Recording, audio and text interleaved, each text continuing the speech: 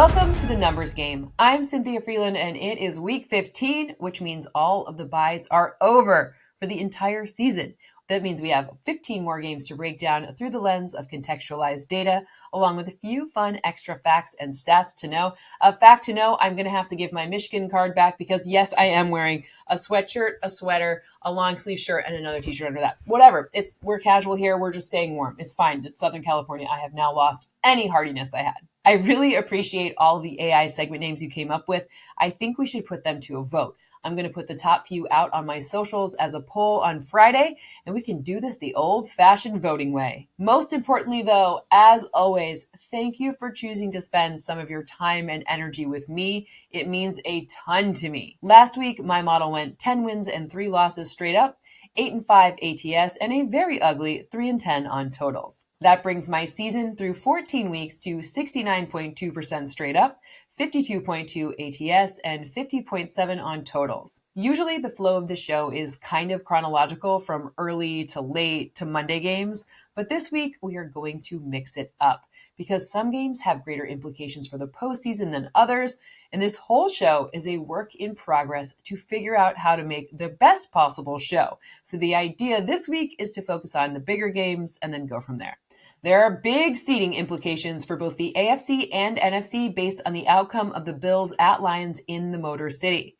After their loss to the Rams in Week 14, the Bills now need the Chiefs to lose twice to earn the bye. They actually have better odds of being the 3 seed than the AFC's 1 seed at this point. The Lions currently have a 1-game lead in the NFC and do presently hold the tiebreaker over the Eagles based on conference records, but remember, there are still 4 weeks to go. The odds makers favor Detroit by 2.5 points, and the total is set at 54.5 points. Looking back on last week's track meet with the Rams, the Bills played 54 snaps on offense and 72 on defense. Those numbers aren't on their face very different from their season averages. In fact, they're almost exactly the same as in the Chiefs game, but the offense was basically in hurry up for the majority of the second half and some of the first even. If the Lions were a big sack or big pressure defense, it might be a bigger deal because O-linemen tend to display characteristics of fatigue from a ton of hurry up in subsequent weeks. But guess who the Lions leader in sacks is? Yeah, it's still Aiden Hutchinson with 7.5, and he hasn't played since week 6. The Lions try to generate pressure via the blitz. They use it at the 4th highest rate in the league. I say try because they're averaging the 7th lowest pressure rate when blitzing. Sending an extra man is not a great strategy. It's a bad strategy against Josh Allen, who leads the league with 14 touchdowns and only 1 interception. He has a 123.8 passer rating against the blitz this season. Further, he's only even been under pressure at the 8th lowest rate when blitzed as well. Even if any form of fatigue is present along the Bills' O-line, they have plenty of wiggle room before blitzing would even be an average strategy against Allen, especially considering the number of key players who aren't even possibly available in this matchup for the Detroit Lions. The Bills' defense is coming off allowing a season-high 44 points and 457 yards. They gave up 28 first downs, a 73.3% opponent third down conversion rate, which is not their usual identity at all. They average more than a takeaway per game, along with under 21 points. One area that they have been vulnerable to is the run. They rank 20th against it this season. The Lions are 4th best in terms of rushing yards per game at 151.1. David Montgomery and Jahmyr Gibbs, they are both in the top 10 in forced missed tackles. They have 54 and 56 respectively. Bottom line, I have the Bills upsetting the Lions 28-27. Injuries and defensive tendencies decide this one. However, this is my least confident game pick of the week, ranking 16 of 16. Jared Goff does lead the NFL with 8.4 yards per attempt while under pressure, and he has the 4th highest completion percentage along with the 5th highest passer rating. However, left tackle Taylor Decker, he has not played in 2 games, and his status is still not clear as of this recording. Further, the Bills play zone at the 5th highest rate this season. That's where Goff has the 6th most yards per attempt, it's 8.4, but he also has 10 interceptions, that is tied for the 2nd most. The Lions play man at the highest rate in the NFL. They've allowed the lowest passer rating when they use man and have the most interceptions with 8. Even though the secondary isn't as banged up compared to the rest of the parts of the Lions defense, these things do all work together. And Josh Allen, well, his performance against man is 18 touchdowns to 3 interceptions. Steeler and Eagle fans will have one eye on the Lions and Bills scoreboard as their interconference matchup is happening at the same time. The Battle of the Keystone State features a lot of strength-on-strength matchups and is made even more exciting this season based on potential playoff implications. The Eagles are 5-point home favorites, and the total is 42.5 points. The Steelers enter the week as the number 3 seed in the AFC with a 2-game lead over the Ravens in the North. A win in this one, or if both the Colts and Dolphins lose, punches their official ticket to the postseason. Russell Wilson leads the NFL in air yards per attempt and yards per attempt on quick passes. He has the third most yards off of quick downfield passes in the league, despite only playing in 7 games. The Eagles' defense has held opponents to the second fewest yards per attempt on quick passes. The Eagles run out of the shotgun at the 4th highest rate in the league. They average 1.6 rushing yards over expected this season from that alignment. That's the 2nd highest rate. They also have the most EPA per carry and best rushing success rate. I'm trying to not make this only about Saquon, so that is all running all together. Anyways, the Steelers have allowed the 6th fewest rushing yards over expected per shotgun carry and are about average in terms of success rate allowed against them. Bottom line, Eagles forecast to extend their home winning streak over the Steelers to 11 games by a score of 26-20. Fun fact, the Eagles are the only team the Steelers haven't beaten in a road game in the Super Bowl era. Philly winning ranks 7th in confidence in large part because of how well they defend deep passes. The Eagles have allowed the 4th fewest EPA per deep dropback this season, and Russell Wilson has the highest completion percentage over expected on deep passes, not just for this season, but since 2018.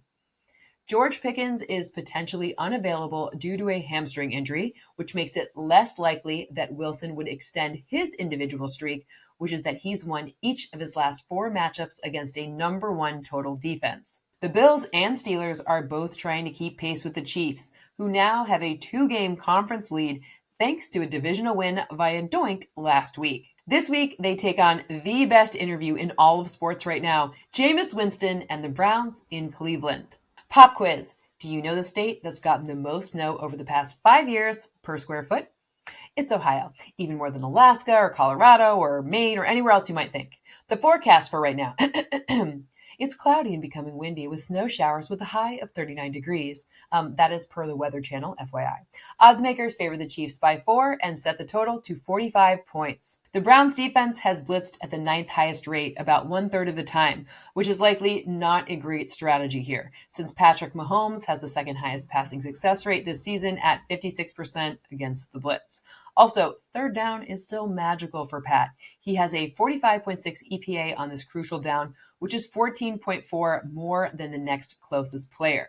By the way, that's Lamar Jackson. He also has 10 touchdowns, which is the most, and the highest passing success rate on 3rd down as well. We still haven't seen the Chiefs solve the O-line puzzle sufficiently, so again, this will be my point. Patrick Mahomes has averaged just 5.5 yards per attempt when under pressure this season. That's 9th fewest in the NFL and the fewest of his career by 1.3 yards.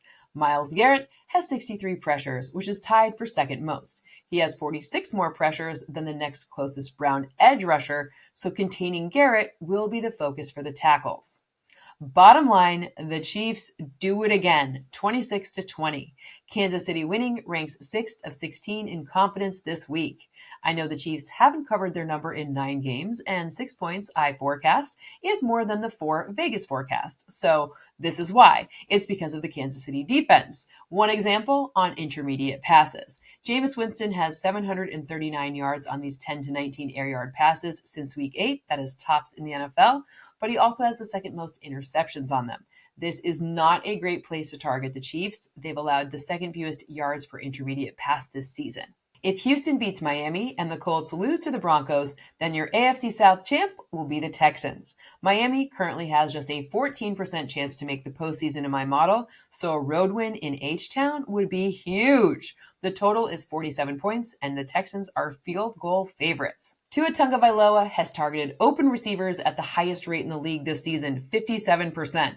Let's define that. Open receivers are those who have 3+ yards of separation. One way to also think about this is to compliment his coach on play design. Now, as for Tua's part, he's completed 87.2% of these passes, along with 13 touchdowns. That is fifth most. And by the way, he's done all this despite missing 4 games. Think about this as the strategy and the execution working really well together. However, this is a strength on strength part of this matchup because the Texans have allowed open targets on the second lowest percent of passes this season, and they have the third lowest completion rate allowed on them. The Texans' pass rusher, Danielle Hunter, has 81 pressures, which is 11 more than any other pass rusher, and is tied for the most by any player through 14 weeks since 2018. This too is strength on strength, though, because Miami has allowed a league-low 22% pressure rate on their quarterback since week 8. As of now, Teron Armstead is questionable, but he ranks third best among left tackles at limiting pressure. Bottom line, Houston wins by 4, 26-22. This one hinges on which defense can make the opposing offense more one-dimensional by taking away the run game. Devon Achane is a great running back, but the Dolphins have averaged the fewest rushing yards over expected on designed runs this season. They have the second fewest EPA per rush, behind only Las Vegas. This is a strength of the Texans' defense, who has allowed the second fewest EPA per designed run and the fourth fewest RYOE. Houston winning ranks 9th in confidence. As of this recording, our AI question generator's final name is being voted on, but let me remind you of what this is. Instead of us asking a question and getting an answer from a trained AI model, we flip that paradigm on its head and answer 3 questions as humans that the AI model trained to scour the internet to find relevant questions serves us. We define relevant questions as ones being asked enough by enough people to be considered valuable. You got all that? Yeah, great. Love it. Me too. AI question 1. What is more likely, Joe Mixon to rush for more than 83.5 yards or Devon Achane to rush for more than 50.5? AI answer 1. I know in my analysis, I talk about how the Texans are good at limiting the run, but I do have Achane with more than 50.5 on the ground. In fact, he rushes for 66 in my model. Mixon is right at 84, so that's not super convincing in terms of an over. Remember, the Dolphins have been strong against the run as well. The AI answer is Achane. But if you want something fun to look at for Mixon, he has more than 19.5 receiving yards in 56% of my simulations. AI question 2. What is more likely, Devontae Smith to have more than 49.5 receiving yards or Pat Freiermuth to have at least 3.5 receptions? AI answer 2. I actually have both of these things occurring, with Smith at 56 yards and Freiermuth at 4.3 receptions, and that only goes down to 4.1 should George Pickens play. I would say Smith is slightly better in terms of who is more likely, but both would be blands in a different segment of the show. AI question 3. What is more likely, Bo Nix to rush for more than 15.5 yards or Anthony Richardson to rush for more than 45.5? AI answer 3. I have Nix with 24 and Richardson with 36. This one is clear cut. It's Bo Nix. Which brings us to our next game, Colts at Broncos. Indy's postseason probability sits at 30%, while Denver is at 77%. Broncos are 4-point favorites, and the total is 44. Anthony Richardson has recorded the 6th highest rate of targeting in breaking routes at 34% this season. He has a league-high 13.9 air yards per attempt on them and has gained 9.6 yards per attempt, the 10th most in the league. This is a tough matchup, though, because Denver has forced a tight window throw on such attempts at the highest rate. They've also allowed the 10th lowest completion percentage. Riley Moss is doubtful as of now, which would help the Colts a little bit. Since week 5, Bo Nix ranks top 10 among qualified quarterbacks in wins, touchdown to interception ratio, passer rating, and total offensive touchdowns. He has 19 of them. He now has 5 games with 2 or more passing touchdowns and 0 interceptions, tied for the 4th most among rookies since 1950. Bottom line, Richardson has a 41.3 completion percentage and 65.4 passer rating against the blitz this season. Both happen to be last in the NFL, and the Broncos blitz at the 2nd highest rate. Denver leads the NFL with 47 sacks and is the only team with 5 players with 5 or more sacks this season. They also have 4 defensive touchdowns. The Broncos basically eliminate the Colts from the postseason by a score of 24-18. Denver winning ranks 4th in confidence. Sunday Night Football could very well be a preview of the Super Wildcard Weekend matchup if the last 4 weeks of the season play out how my models project, which is also currently how these two teams are ranked. The Packers head to Seattle to take on the Seahawks as 3-point road favorites, where the total is 46.5 points. Jordan Love has thrown deep at the second highest rate in the NFL this season, where he's earned the second most yards at 745, along with 4 touchdowns and 2 interceptions. The Seahawks have allowed just 12 deep receptions for 412 yards this season. That is tied for the 10th fewest completions allowed. That's the strength-on-strength matchup. The Packers' advantage is in Josh Jacobs between the tackles, where he's rushed 64% of the time, which is the highest rate in his career.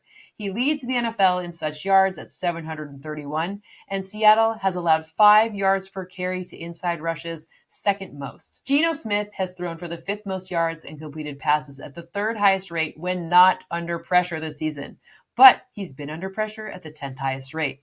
The Packers have only generated pressure at the 4th lowest rate, but when they get home, they've allowed the 4th fewest yards per attempt at just 5.3. That is the Seahawks' advantage, but the strength on strength here is in the run game. Should Kenneth Walker play, look for him to force missed tackles. That's something he's done at the 2nd highest rate.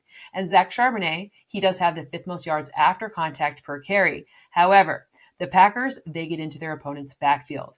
They've allowed the 5th fewest yards before contact per rush. Bottom line, Seattle keeps the pattern of whomever is the home team in this matchup winning.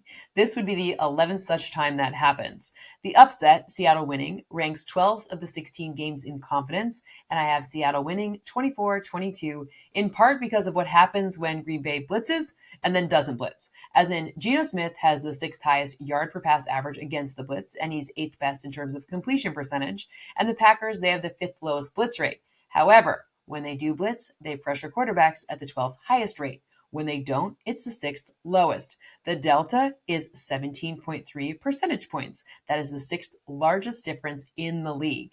So, between the pressure and the blitzing notes, advantage home team. Sticking in the NFC, do not look now, but the Vikings are 1 game shy of the Lions and could very well be playing Detroit for the North and even a potential bye in their Week 18 season finale. As for this week, the Vikings host the Bears as touchdown favorites. The total is 43.5 points. I want to point out something that makes life even harder for Caleb Williams. The Bears have struggled to gain extra yards on the ground, averaging the fewest yards after contact per carry and the 6th lowest forced missed tackle rate. This has resulted in the 2nd lowest explosive run rate. It's under 7%.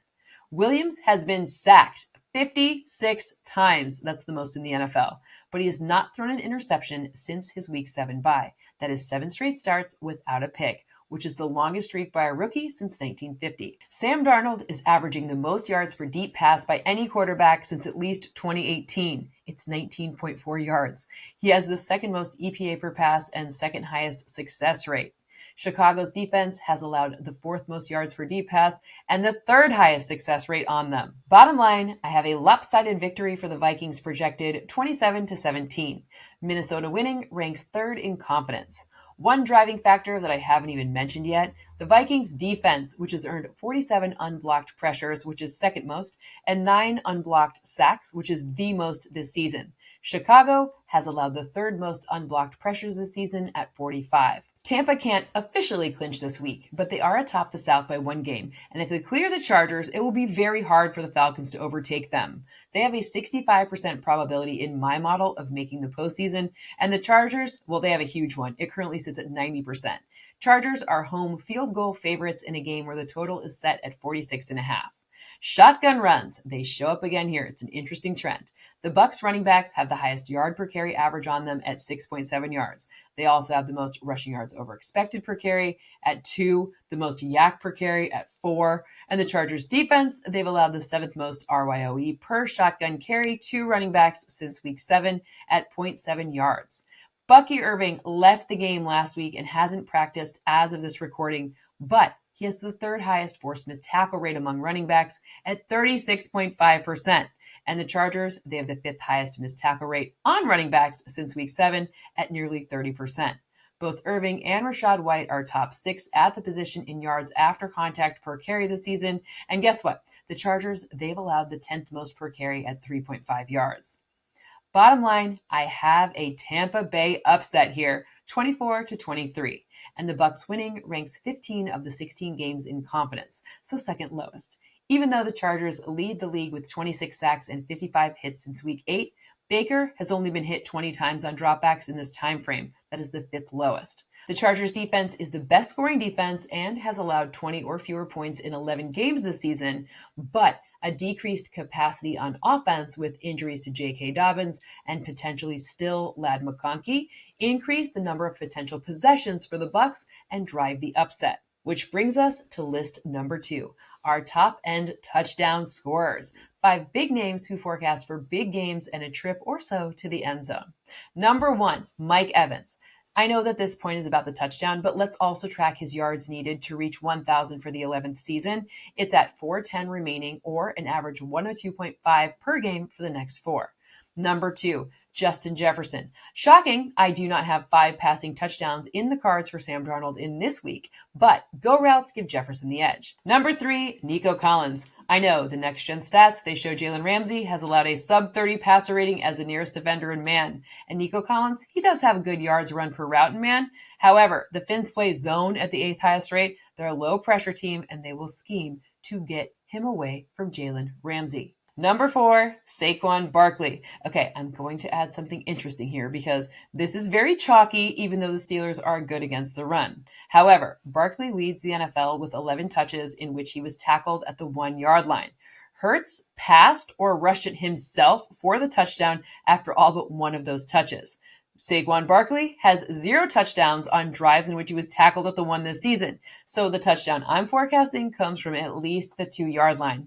Number 5, Bijan Robinson. In the Falcons' 4-game losing streak, Robinson has 4 touchdowns and has had at least 92 yards on the ground 3 times, with the only game below that being against the Broncos. The Raiders rank 32nd in rushing yards surrendered per game. Which brings us to the second Monday nighter, where now has to be the time for Kirk Cousins to right the ship after 4 consecutive losses where he threw for 0 touchdowns with 8 interceptions.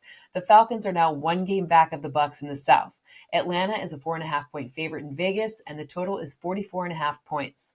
Bijan Robinson has gained more rushing yards than expected at the 7th highest rate. He has the 5th highest rushing success rate, the 8th best forced missed tackle rate, and Vegas, they have allowed the 9th most yak per carry and the 3rd most rushing yards over expected per carry. Antonio Pierce said that Sincere McCormick has earned the starting role even if Alexander Mattison returns, so he has earned a spot on our list. Last week, he rushed for 78 yards at a 5.2 yard per carry average. He had 2 explosive runs, those are the ones that net at least 10 yards, and he had 30 rushing yards over expected. Bottom line, Atlanta wins by just 2 points, 24-22. Falcons winning ranks 11th in confidence. The Raiders' O-line has allowed the 4th highest pressure rate and 43 sacks. That is also tied for 4th most. The Falcons have had an over 35% pressure rate in their past 2 games and 9 sacks since week 13. That is tied for the most in the NFL over that time frame. Right now, the Raiders hold the number 2 pick in the NFL draft, but are jockeying with the Giants for number 1.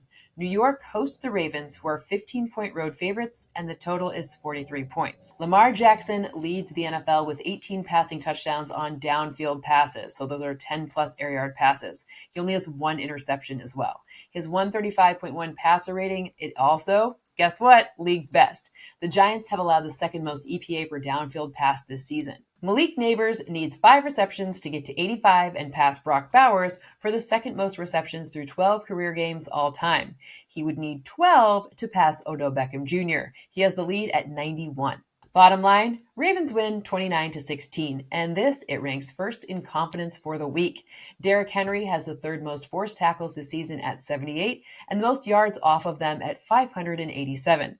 The Giants have allowed the 2nd most yards on missed tackles at 905, so add Derrick Henry to the big-name touchdown scorers list. Meanwhile, in the NFC East, the Cowboys head to Carolina, where the Panthers currently hold the number 4 pick in the draft, but They've solved the quarterback puzzle, which is an advantage over the Giants and Raiders. The Panthers are 2.5-point favorites, and the total is 43 points. CeeDee Lamb has been targeted on 33% of his routes against single high safety coverage this season. That's the third highest rate.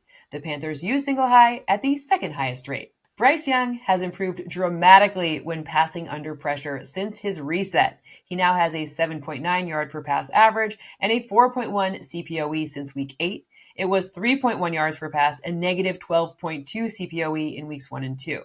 The Cowboys have allowed the third most passing yards when pressuring quarterbacks this season.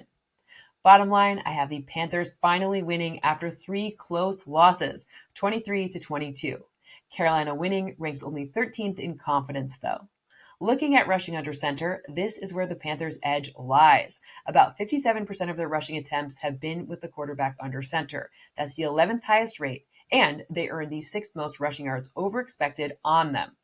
The Cowboys have allowed the second most EPA per carry on such runs. Which brings us to our weekly wildcards. You know the drill. These are not the biggest names at their position. They weren't early round fantasy football picks, but this week they have elevated end zone reaching odds based on their matchups. Number 1, Chuba Hubbard. Between runs when his quarterback is under center, his ability to force missed tackles, and a great opportunity, this happens in 71% of my simulations. Number 2, Sincere McCormick. This one is probably the spiciest on the list this week, but the Falcons have turned up the heat in the pressure department, so McCormick could be a good safety valve as well as a high volume part of the game plan. Number 3, Zach Charbonnet. I ran this one with and without Kenneth Walker playing, and it's still over 48%. Last week, he showed how explosive and dynamic he can be, and this offense will likely look to stump the Packers with more of that this week. Number 4, Chase Brown. I usually don't do guys from games we haven't gotten to yet, but this one is a big number at over 79% combined rushing and receiving odds. And number 5, Brian Robinson Jr. No back has a higher inside rush rate than him, and the Saints are tied for allowing the most touchdowns on such runs with 10. The Commanders, who make the playoffs in 78% of my simulations, head to New Orleans as 7-point road favorites, and the total is 43 points. Let's add more context to Robinson on inside runs. When I say he's done it the most, it's 72% of the time. No one else is over 65%. He has the 6th most RYOE per rush, 4th most yards before contact, and the 3rd most touchdowns on them. It's 7 touchdowns if you want that number. In addition to the Saints allowing 10 touchdowns, which is tied for the most, they are the 4th most generous both in terms of yards per rush and yards before contact per rush. Saints edge rusher Chase Young has generated 61 pressures this season, the most by a Saint, and the 4th most among edge defenders. His 17% pressure rate is a career high. He does kind of have a tough matchup in this one, though, because he projects to line up across from Brandon Coleman, who has the 10th lowest pressure allowed rate among left tackles this season. Bottom line, I have a 10-point win for the Commanders, 26-16, and this ranks number 2 of the 16 games in confidence. In honor of a potential Marshawn Lattimore revenge scenario, I'll add that he is tied for the 6th most passes defensed since entering the league in 2017. The Patriots currently hold the number 3 pick in the draft, but they also have their quarterback locked down, which is a big plus. In this one, they are 4.5-point road dogs against the Cardinals in a game where the total is 46. Arizona is basically in now or never mode as it relates to the postseason after losing to the Seahawks last week. Drake May has averaged 250.9 offensive yards per game as the starter. Only Jaden Daniels has more among rookies this season. May has 1 or more passing touchdowns and 20 or more rushing yards in 5 straight games, which is tied for the longest streak by a rookie since 1970. Kyler Murray has an opportunity to reverse a negative trend in this matchup. Murray has averaged a career-low 6.2 yards per pass against the blitz this season, but the Pats have allowed the 4th most yards per pass and 6th highest completion percentage over expected when they blitz this season. Bottom line, the Cardinals keep their playoff hopes alive, winning 25-19. Their win ranks 5th in confidence, earning their first win in 4 games since their Week 11 bye. Rounding out the AFC East, the Jets travel to Duval for a date with the Jags. Jets are 3.5-point road favorites, and the total is 40.5. The Jags use split safety coverage at the third highest rate, and Aaron Rodgers has the sixth most yards against it at 1,449. He has the eighth most EPA per pass against it and is above league average in yards per pass, passer rating, and success rate. Josh Hines Allen is one of 7 players with 7 or more sacks in each of the last 4 seasons. Allen and Trayvon Walker have combined for 15 and a half of the team's 25 sacks this season. Bottom line, I have a 3-point Jet win 21-18, which ranks 10th in confidence. Coach Peterson said the Jets' D isn't what their record looks like. He was complimenting them, and that could be a problem considering Mac Jones has no passing touchdowns with 5 interceptions in 3 starts this season. And last but certainly not least, the Bengals head to Nashville for a tilt with the Titans. Cincinnati is favored by 5 and the total is 47.5. Joe Burrow leads the NFL with 2,666 passing yards against zone this season. He has the third best passer rating against it, the third best touchdown to interception ratio with 12 TDs and 3 interceptions. He's top 8 in yards per pass, EPA per pass, success rate, and since week 7, the Titans have used zone at the third highest rate. This actually corresponds to L'Jarius Sneed not playing. He hasn't played since week 6, and before that, so in weeks 1 through 6, the Titans were 17th in zone usage. Will Levis has been sacked 24 times in his last 5 games. In this one, things could improve though.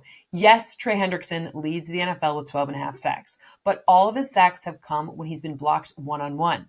Tennessee rookie tackle J.C. Latham has had double-team help on 117 pass-blocking snaps. That's the most among all tackles. Bottom line, Bengals win by 4, 25-21, and this ranks 8th in confidence. Right now, Joe Burrow leads the NFL in completions, yards, and passing touchdowns. If this holds, he'd be just the 5th quarterback to lead in all 3 categories in the last 30 years. And he would be the 3rd quarterback in the last 50 seasons to lead the NFL in passing touchdowns on a team with a losing record. It's time for our Week 15 spicy and bland menu. We went 5 of 6 in these last week, with Jonnu Smith just being 5 yards shy of helping us to a perfect menu, but the saving grace was that was at least a spicy pick. Let's start with the bland first. Remember, these are props that happen in at least 55% of my simulations. Number 1, Khalil Shakir to have at least 58.5 receiving yards. He has the second highest team target share in the NFL since week 7 at over 32%. He has the second highest catch rate in the NFL at over 80%, and Detroit has allowed 1,009 yards to receivers in the slot this season, the most by 151 yards. By the way, Shakir, he has the most yak from the slot. All good things, and this holds even if Dalton Kincaid, who is practicing, returns. Number 2, Tua Tagovailoa to throw for more than 1.5 touchdowns. As we know, Tua has the quickest time to throw. That's per next gen stats and our eyeballs.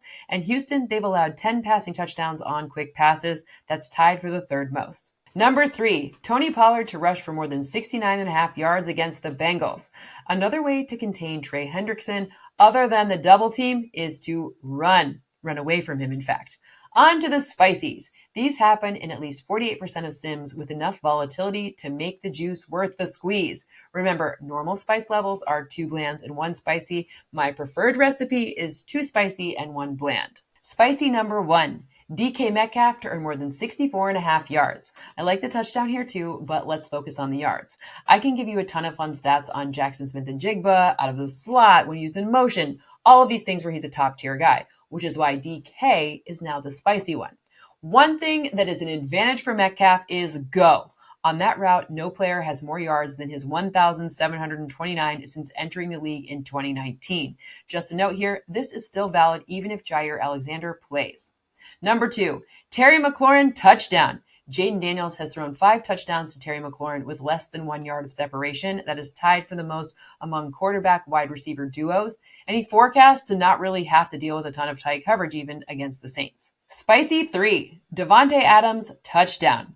Would topping 67.5 receiving yards be a higher probability prop? Yes, I told you about those split safety stats with Rodgers, but the touchdown has the odds to make this spicy. As always, thank you so much for hanging out with me. Look for our naming poll for our AI segment on Friday, and let me know how you like the new ordering of the games as well. Projections, scores, and more, they are already up. Remember, they update when the injury reports and news comes out, so basically every day. If you like this show, if you like casual week 15, who doesn't, right? Please subscribe, like, pass it along so we can continue to grow.